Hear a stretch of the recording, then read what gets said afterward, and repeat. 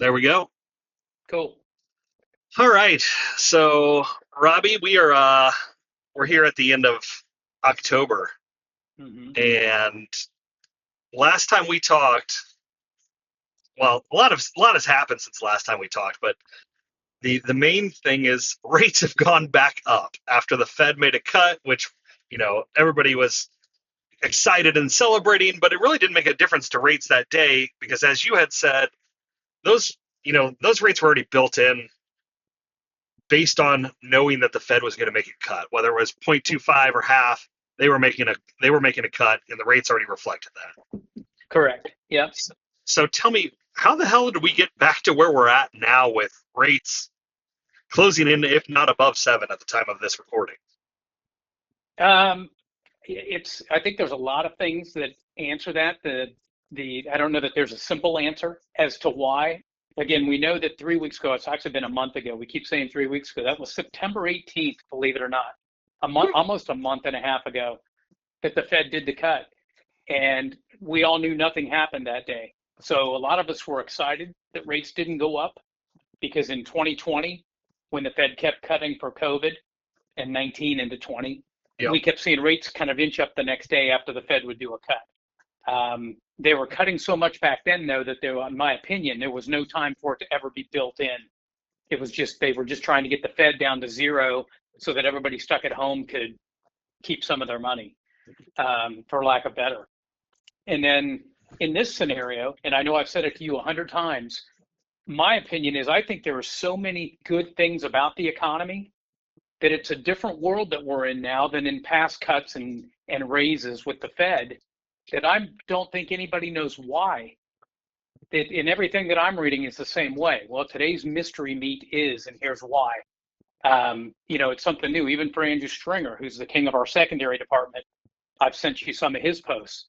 Yeah. It's always kind of open-ended on why we're seeing any of these issues or rates going up. Because today we're back to we're back to a 7 average on the website that we watch, and that's an average national rate, and it's in the sixes somewhere, and maybe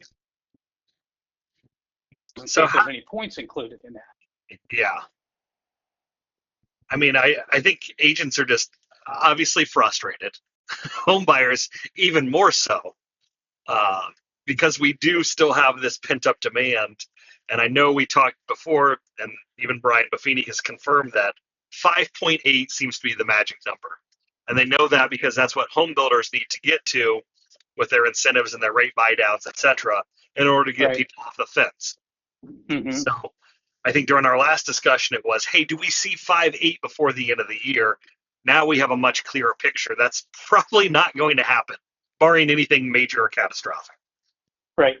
I would agree with that. And I think that even back Fed cut window, if you remember, I think we were low mid sixes, Yep, and again, it's because one size doesn't fit all, that some of your lesser credit scores were still mid sixes. Some of the better stuff that we were doing, I did several deals, and we were laughing now because we had a 72-hour refi boom. And everybody's saying that being funny. Well, in that window, I locked like 5 loans, yeah, and several of those locked at 5.99, paying like a half a point. This is that week of the Fed cut. 5.99 with a half a point it put us in the where we needed to be. yeah, You know, we did several in the low sixes and mid sixes with a half a point, 3/4 of a point, a quarter point. Still, all those people are refinancing. The people that floated, we took the applications, turned them in, processing. Now we're back on wait mode because for some of these people, rates are back to what they were when their mouth watered to do the refi. sure. And they didn't lock because they said, I think it's going to keep going down before we close at the end of October, the end of November. Okay. Most people ask me in that window, and I've preached this for 29 years. I'm big on bird in hand. And kudos to the 5 that we did close that the people locked. And those Sure. all locked kind of in that 18th to the 24th kind of September window, because we know everything just went right in the can. It was either Friday, September 27 or October 4th, whatever day it was, that jobs report came out that just finally shook all the fruit from the tree, literally. That day, I think we lost a quarter in rate on that given day. And then this week, you've seen from my updates, we're now actually a national average rate as of Wednesday. I put that out Tuesday. As of Tuesday, the national average rate went back above 7 on the main sites that we watch. That's crazy. So, if we could get back down into the mid 6s, I think it might be like it would have been when it hit the 5.8. Sure. Because everybody has realized now that, because everybody kept saying by the end of the year, we'll be in the 4s and 5s. I don't think we're going to be in the 4s even next year. Again, giving you my opinion. No, I mean, mainly because we don't see 4s, right? Right. Well, and again, if you look at the averages, even a 40-year rate average or a 30-year, we're nowhere near 4s on Right. the 40 and 30-year. Maybe in the 10 to 15, you'll have something in there because of the 19, 20, 21 window where we did so many 2.5 to 3 to 4 window. But the sexy average in the past, 30 and 40 years, if you got under 6 in that average, we were doing great as an industry. Yeah. Yeah. So I think that's why 5.8 is such a Mendoza line for builders and for realtors and lenders. To get back into the 3s and 4s, I don't honestly see that happening. Big benchmark today. We know with the 10-year Treasury, if you add 2.5 to 3 to the 10-year Treasury, for my career, you're almost on what interest rates are. Today it's at 4.3. So add your money, it's what, 6.8 to 7.2. It's right there. To get back to the 4s, that 10-year Treasury number has to get back down to 1.5 to 2. Yeah, and that's not going to happen. What would cause that to happen again, other than a COVID or something like that? I was just getting ready to say, my opinion, swiftly, nothing different outside of a pandemic, it not being funny, World War III, something mega global catastrophic, because that's what happened. And that's how we got all the rates we had in 20. My opinion, again, was we had an international pandemic, and countries were cutting their lending rate, the bank lending rate that we're using, not the mortgage rate, down to 0 so that the banks could function, financials would still function.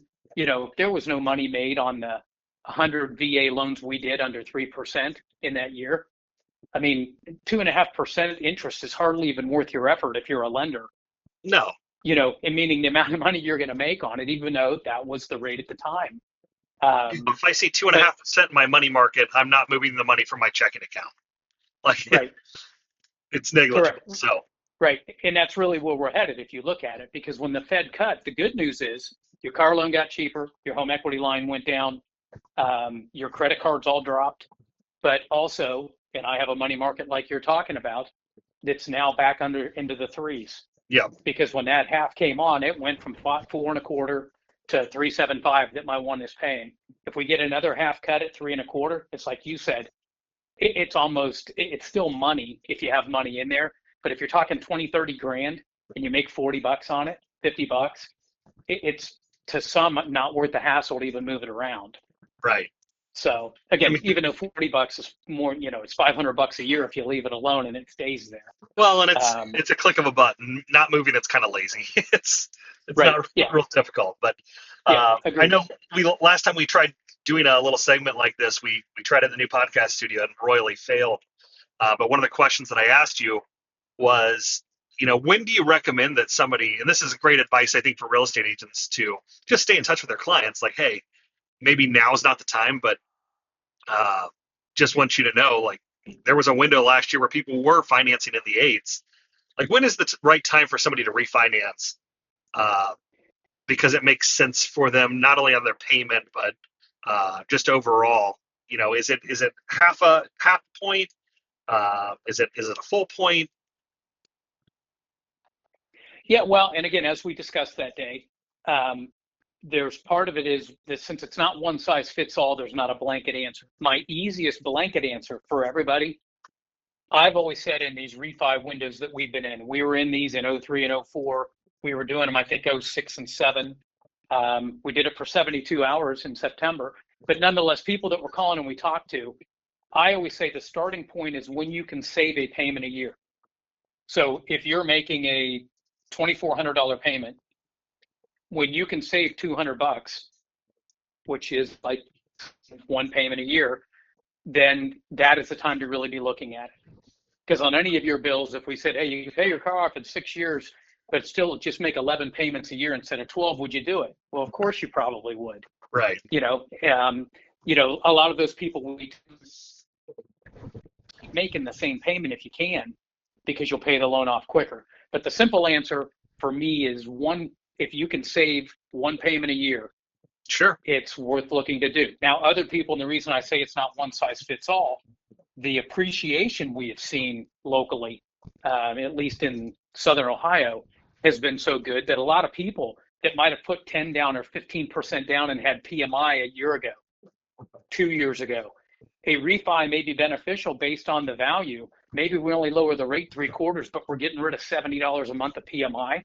Sure. It might be a $300 swing to lower the rate 3/4 of a point. So for that person, they too are probably enticed a little bit by not saving a full point.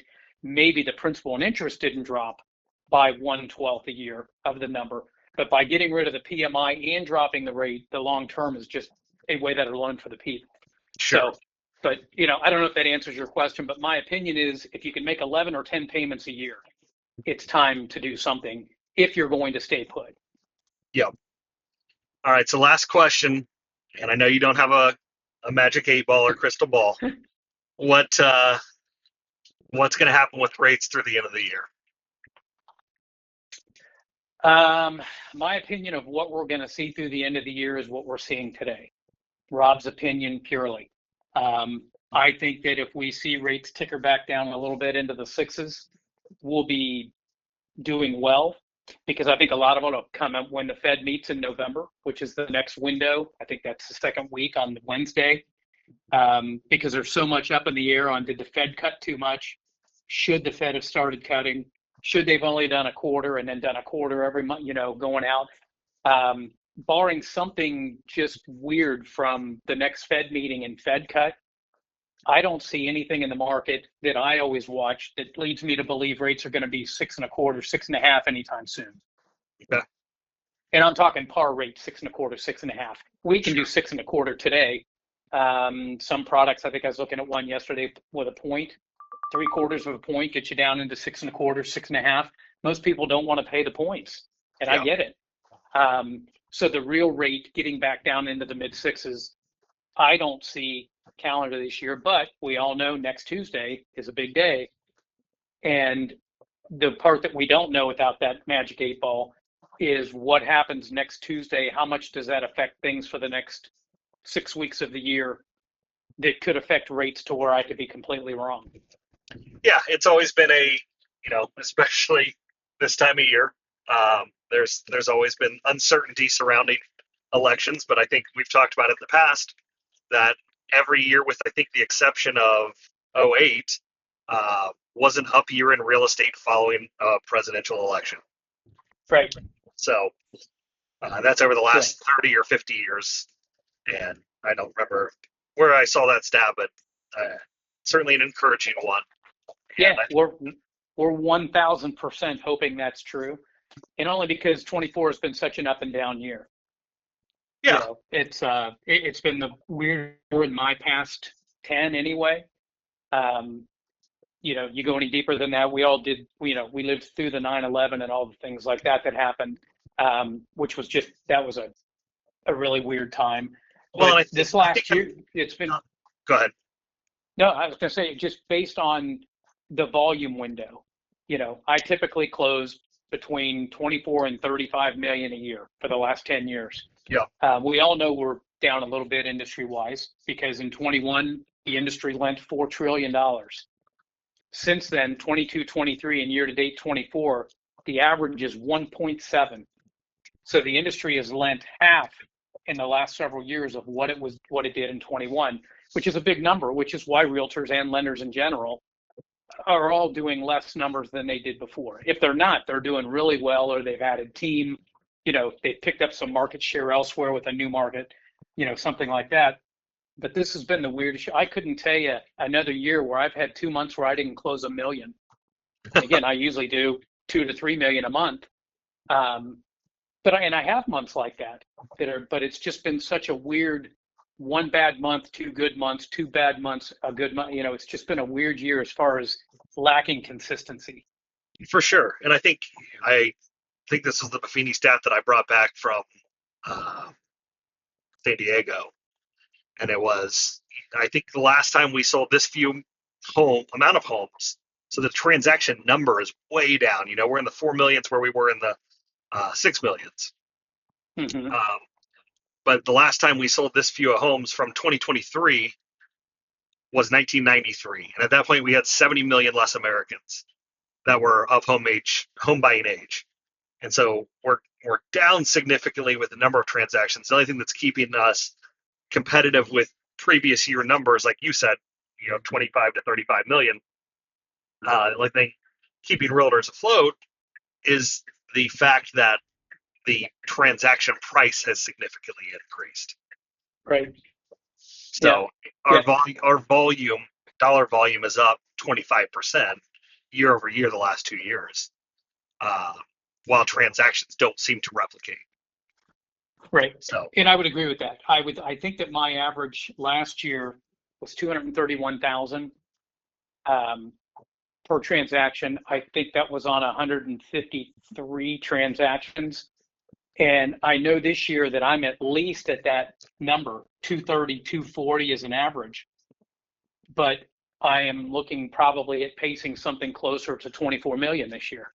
yeah, So my unit count is way down just based on lack of people in the market. But my average per being up some has actually, and I'm being funny, helped me sleep at night because my volume hasn't been hit as bad as my unit count. right. We just need to move someplace warmer with more expensive homes. Yep. And if I could close 3 loans a month and do 2 million, I'd be the happiest guy alive. Of course, when one of those deals falls out, you're really hurting, right. when you're not doing that kind of volume. But so I think real estate and lender, we're all blessed with an increased number for our average, which has helped kind of, at least for the seasoned realtor and LO, loan originator. I think it's helped stave off a little bit that we're doing a little less in volume by account, but we're doing a number that's reasonable based on our average loan size. Yeah. So, and we've seen, in my industry too, we've seen a lot of people put more money down because of the payment being higher, because of the rate being higher.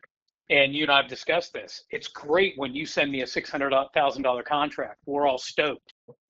But you're more stoked than me when you're doing 600 grand, but the guy's putting down 300K. So I'm getting a 300K loan out of it.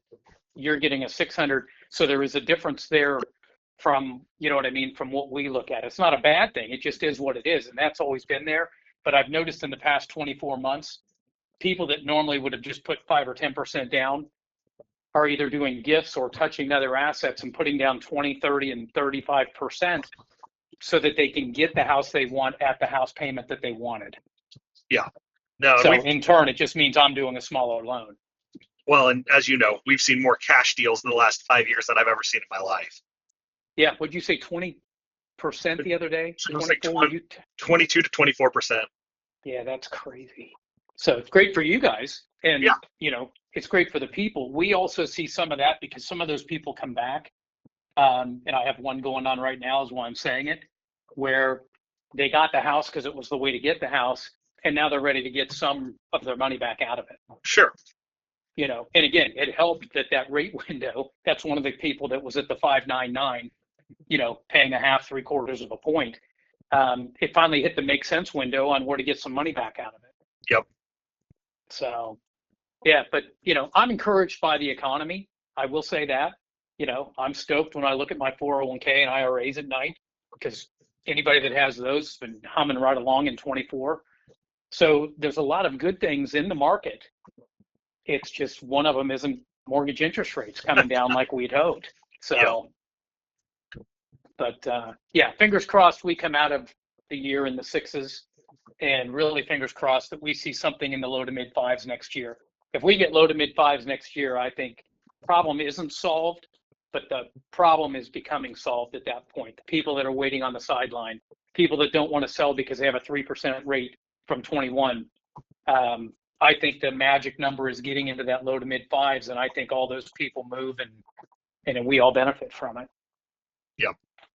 So, well, Rob, yeah. thank you as always. How do people get a hold of you? I'm easy to reach anytime, and that means nights, days, weekends as well, as you know, 937-313-4082.